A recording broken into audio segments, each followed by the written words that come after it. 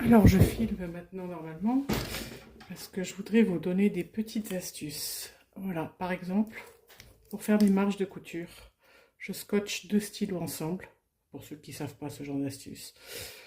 Et en fait, l'espace entre les deux mines, c'est exactement ma marge de couture. Donc à ce moment-là, j'ai juste à recopier mon patron et ma marge de couture se fait automatiquement.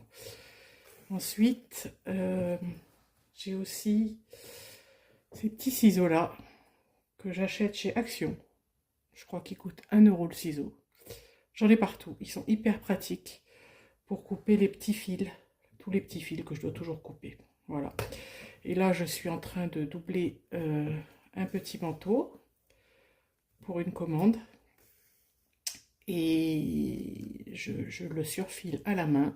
Je sais que c'est pas forcément utile, mais j'aime bien que ce soit bien fait. Je vérifie que ma doublure est bien placée au niveau des futures coutures.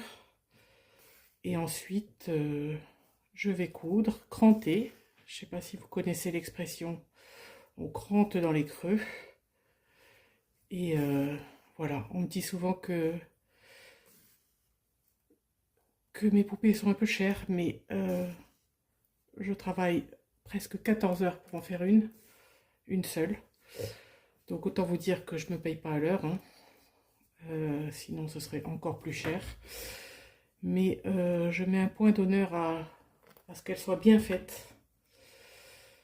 Donc faire et défaire, c'est toujours travailler. Donc ça, c'est un peu ma devise. Voilà, donc je fais des choses à peu près bien. Donc là, je vais coudre et ensuite, je vais retourner sur l'avant. Vous m'avez vu découdre. J'avais fait la couture trop loin, donc je me suis trompée parce que c'est par là que je vais la retourner en fait. Voilà, donc je reviens vers vous quand tout ça c'est fait.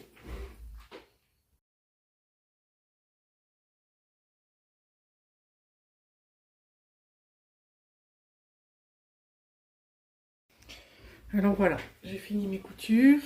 Là, je vais couper tous les petits fils.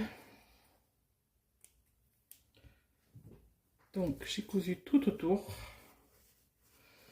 C'est pour vous montrer le procédé de fabrication.